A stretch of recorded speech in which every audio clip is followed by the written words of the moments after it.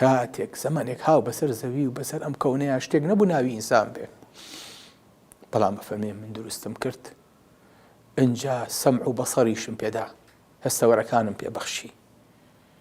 بۆچی؟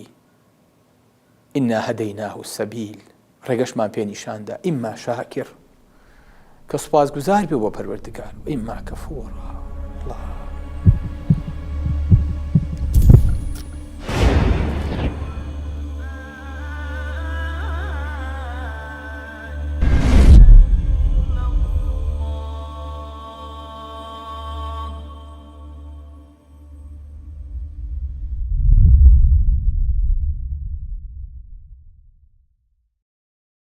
بسم الله الرحمن الرحيم، الحمد لله والصلاة والسلام على حبيبنا رسول الله وعلى آله وصحبه ومن والاه.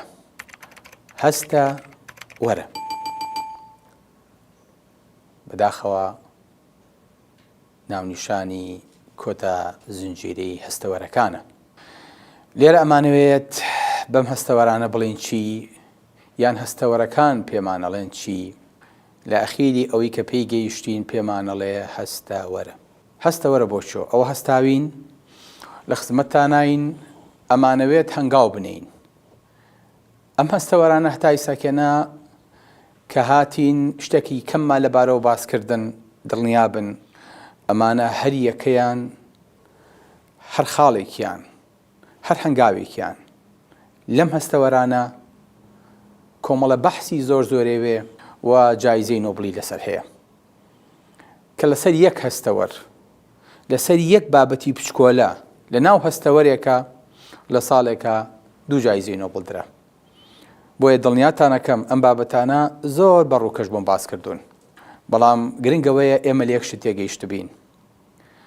ئەم هەستەوەرانە ئەگەر دوو شتی فێر کردبین وابزانم بەسمانە.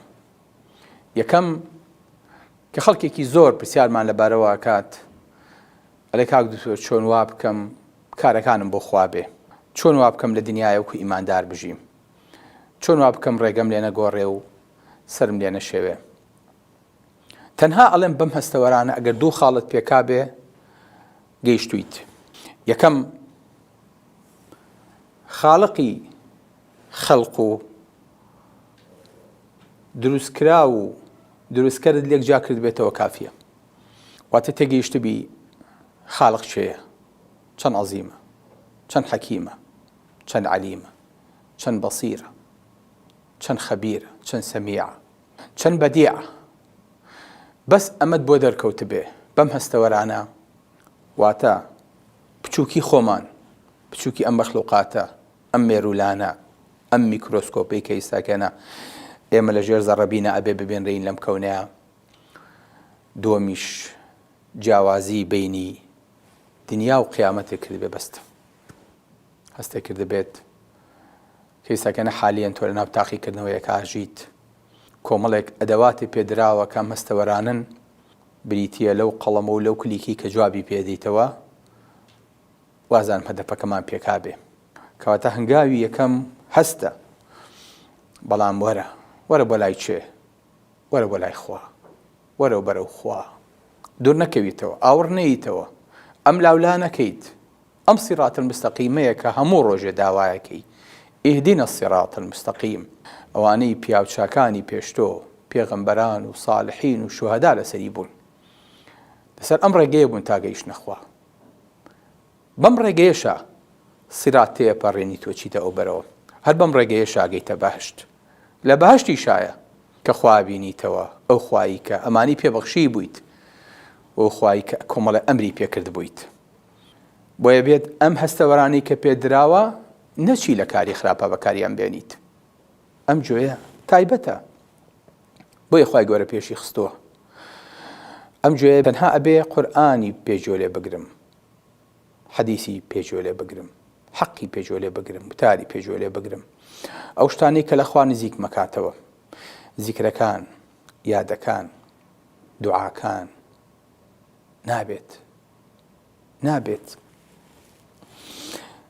نابێت ئەم جۆیە کە خوای گەورە فەرمێ ئەبن بۆ جۆیی کە پێی ئەبیستێ، نابێشتی خراپی پێ ببیستی، ئەبێ بیخنیت. هەستکەی چۆن تۆزەچێتە چاوتەوە عەزیەتەیە ئازارتەیە بێژۆکانیشە ئاوا لە پاڵ حەراما بگری وإذا مروا باللغو مروا كراما نابێ داینیشێنیت 700 حەڵقە بە دیار مسلسلەوە نابێ داینی بە دیار هاش و هوشی عەلام و دنیاوە نابێ لە شتی ترا بڕەتێ ئەبێ ئەم گوێیە حەقی پێ ببیسێ جۆکانیشمان ئەبێت کە چووە ناوی ئەنجا لە ناو مێشکا بمێنێتەوە و زرنگەی بێ بەردەوام بلەرێتەوە نابێ لێرەوە بڕوا لێەوە دەرچێ ئەبێ ئەم چاوانە چاوی حەق بن چاوی بەسیرەت بن ئەبێ ئەم چاوانە ئەو چاوانە بن کە ئیتر ئەمرێ پێکراوە لە شوێنی خۆیان بەکاربێنی یەک پرسیاری بەسیط لە جەنابتان لە کاتی ڕۆژوە ئەمرمان پێیەکرێ یەک هەستەوەر لە کار بخەین هەستەوەری چییە؟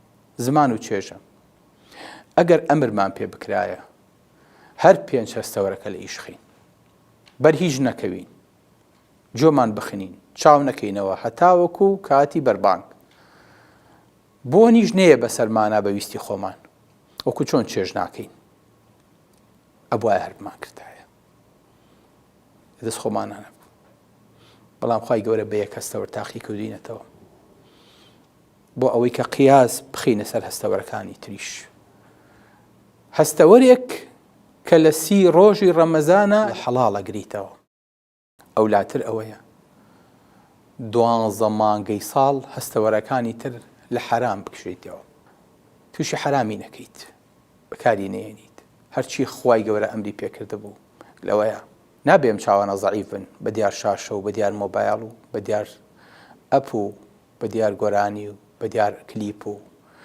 بە دیار یاری و بە دیار شتی خراپەوە ئەبێ پارێزگاری لەسەر ئەمە داوانە بکەین ئەم هەستەوەرانە هەستەوەری تایبەتن خوای گەورە فەرمێ قەد جاءەکم بەصائر من ربکم فمن أبصر فلنفسه ئەو خوای گەورە کۆمەڵێ نووری بۆ ناردوون ڕووناکی بۆ ناردوون چاویشی پێبەخشیون جۆشی پێبەخشیون فەرموو جۆ بگرن و بە چاوی خۆتان بیبینن بگەنە حەقیقەت بەڵام فەمەن ئەبصەرە فەلینەفسیه ئەوی گەیشتە ئەم ڕاستیانە بۆ خۆیەتی وەڵڵاهی خۆشەویستم هیچ لە مڵکی خوازیان ناکە کە بەدەمێەوە بین هیچ لە مڵکیشی کەم ناکە کە پشتی تێ بکەین خوای گەورە غەنیە لە ئێمە ئەوەی عەبد هەیە ئەوەی شوێنەوار هەیە ئەوەی کەون هەیە ئەوەی مەخلوقات هەیە ئێمە بە هیچ شوێنێکەوە دیار نین بەڵام بەس بابیرێ لە خۆمان بکەینەوە کارێ بۆ قیامەتی خۆمان بکەین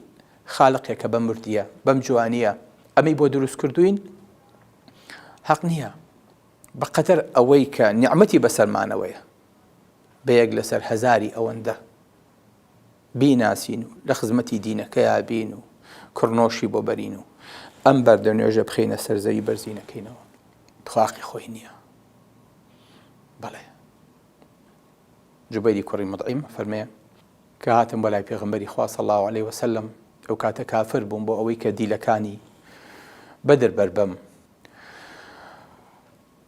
فەرمێ پێغەمبەری خوان بینی نوێژە کرد پێشنوێژی کرد لە نوێژی مەغریبا بۆ سەحابەکان سوورەی وەتووری خوێن فەرمی ئەم خولقوا من غەیری شەیء ئەم هم الخالقون أم خلقوا السماوات والأرض بل لا يوقنون أم عندهم خزائن ربك أم هم المسيطرون لكاد قلبي أن ينخلع للظلم خريب بيتدروا لقولي أم آياتانا أم خلقوا من غير شيء دعاء جبير طبعا لسر أم آياتانا وكاريكري أم آياتانا لأخيرا مصطبانا به آية أمانا اللي هيز دروز بون أم هستوارانا اللي هيز دروز بون يعني خوان دروز كردوا ئەمە یە کافر مێ دڵم خەریبوو هاتە دەرەوە لە گەورەی ئەم ئاەتانە ئایا ئەمان خۆیان دروست کردووە یان لە هیچ دروست بوون مادە لە هیچ دروست نابێ لە هیچی شەو نایەتە بوون جا مادەیەکیش ئەو نەڕێ بخرێ ئەو نە تەنزیم بکرێ هەتاوەکو ئەم ئینسانە سەویی لێ دروستە بێ هل أتى على الإنسان حين من الدهر لم يكن شيئا مذكورا إنا خلقنا الإنسان من نطفة أمشاج نبتليه فجعلناه سميعا بصيرا بەڵام ئینا هەدەیناه السەبیل ئیما شاکرا و ئیما کەفوورا. بەڵێ کاتێک زەمانێک هاو بەسەر زەوی و بەسەر ئەم کەونەیە شتێک نەبوو ناوی ئینسان بێ، بەڵام ئەفەرمێ من دروستم کرد، ئینجا سەمع و بەسەریشم پێدا، هەستەوەرەکانم پێبەخشی. بۆچی؟ ئینا هەدەیناه السەبیل، ڕێگەشمان پێ نیشاندا، ئیما شاکر کە سوپاسگوزار بێ بۆ پەروەردگار و ئیما کەفوورا. الله، تۆ بەس لەحزەیە بیر لە خۆ نەکەیتەوە. وڵی مۆبایلێکە کڕی دەجار ئەم دیوێکەیت، پرسیارەکەیت، بەراوردێکەیت، هەتاوەکو شتێکی باشە دەسەکەوێت، یەک جار بیری لە خۆت کردوتەوە، یەک جار لە خۆت ڕاماویت، هەستە بمشتانە کردووە. بۆیە خۆشەویستەکانم، خی گەورە ئەمرمان پێیەکە، فەمێ فەمەن ئەبصەرە فەلینەفسی قەد جاءەکم بەصائر من ڕەبیکم فەمەن ئەبصەرە فەلینەفسی. ئەوەی کە چاوی کردەوە، هاڵەن چاو و جووی کراوەتەوە، مهمە ئەم دوانە بکرێتەوە بەڕووی دنیاە، بەڵام گرنگەوەیە کە چاو و جۆ کراوی یعنی تێیەکی، یعنی حاڵیە بی. فەمەن ئەبصەرە فەلینەفسی، ئەوەی کە بەرچاوی خۆی بە ڕۆشنی بینی بۆ خۆیەتی، ومن عەمیە فعەلەیهە. ئەگەر بە چاوێنت بینی بە چاوەکەی تر، بە جوێنت بیست بجووەکەی تر. بۆیە خی گەورە ئەم ئەندامانی بە جوود بۆ دروست کردوین، بۆ ئەوەی کە گای جوود نەبین، بۆ ئەوەی کە بزانین بۆچی دروست بووین. گا ئەگەر سوار کۆڵی بیت ئەڵێ من بۆ ئەوە دروست نەبووم، من بۆ چەڵان دروست بووم. بۆیە ئەم جووتە لەم بەرامبەرەیە قەت بیرە کردوتەوە، ئەکرا ئەمەیان بە سوتفا، بە مادە، بە تەتەور، بە هەر شتێ ناوێبی دروست بێ، بەڵام قەت بیرە کردوتەوە ئەم دوو جوان ئاوا بەرامبەر یەک، بەو تەوازونە لەم بەر و لەو بەر، ئەم دوو جوێیە، ئەم دوو کونەلوتە، ئەم لێوە لە ناوەڕاستە، قەت بیری لێ کردوتەوە، ئەم زمانە قەت بیری لێ کردوتەوە. ومن كل شيء خلقنا زوجين. بۆیە هەموو شتێکمان لە دوان دروست کردووە، بۆی کە عاقڵ بن، بۆی کە تێبگەن هەر یەک کۆدی ئەم کۆدی ئەوی تریشی لایە. ئەگەر دانەیەکیان لە نێرومێش بە سوتفەکەی خۆتان دروست بوو، نەئەکرا هەردووکیان لە یەک کاتا لە یەک شوێنە بە کۆدی جیاواز، بە کرۆمۆسۆمی نیوە دروست بن و دوای یەک بگرن و ئەم ئینسانە جوانیان لێ پێک بێ. لەقەد خەلەقنا الئینسانە فی ئەحسەنی تەقویم. بەم وردەکاریە بەم پێوەیە وەستاوە نومانە. بەڵێ خی گەورە فەرمێ قل هو للذین آمنوا هدى وشفاء والذین لا يؤمنون في آذانهم وقر وهو عليهم عمى.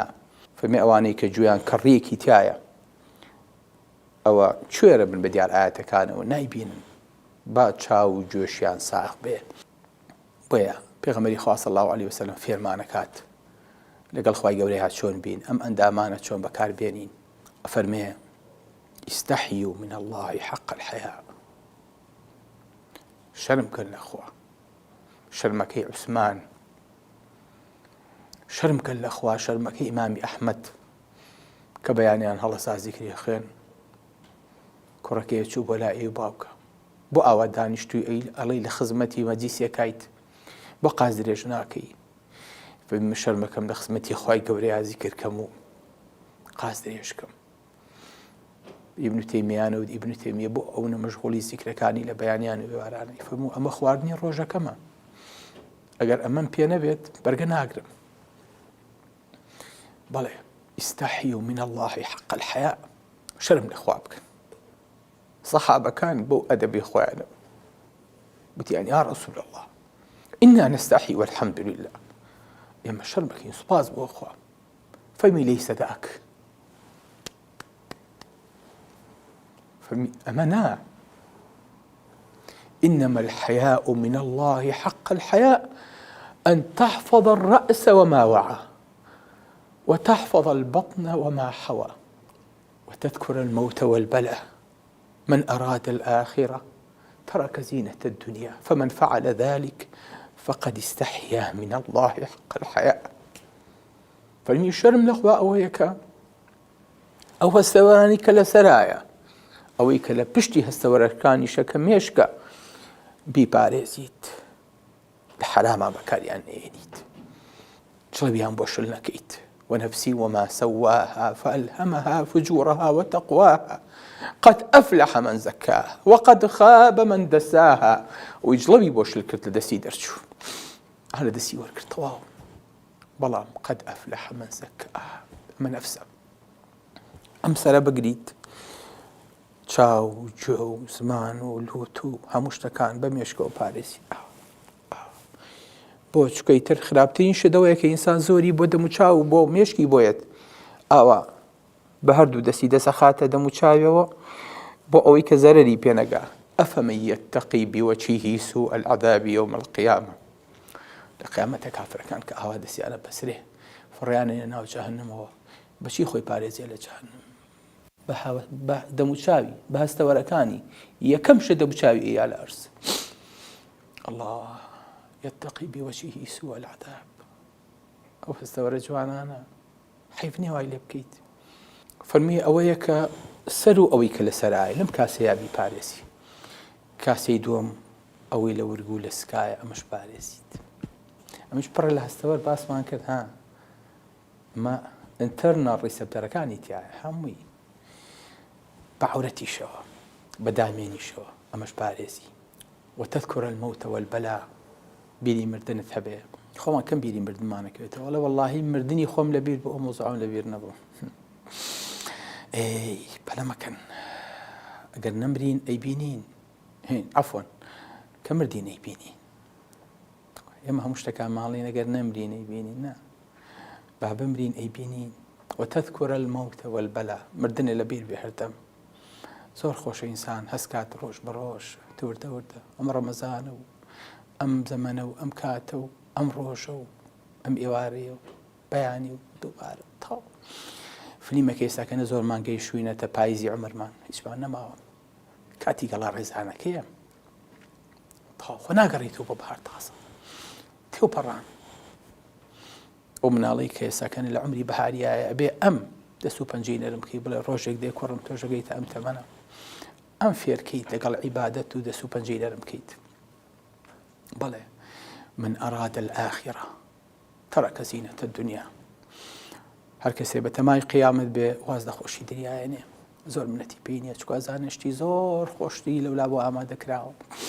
ئەمە هیچ نییە، ئەمە تەنها تاقیکردنەوەکەیە. کەواتە خۆشەویستەکانم